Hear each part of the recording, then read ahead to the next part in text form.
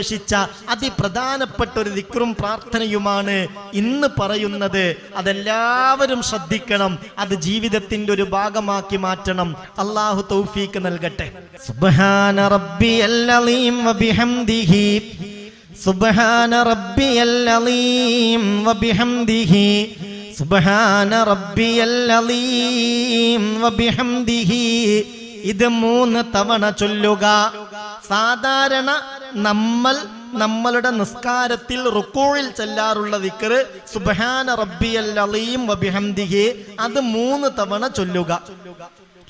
അതിനുശേഷം ഇങ്ങനെ ദുആ ചെയ്യണം.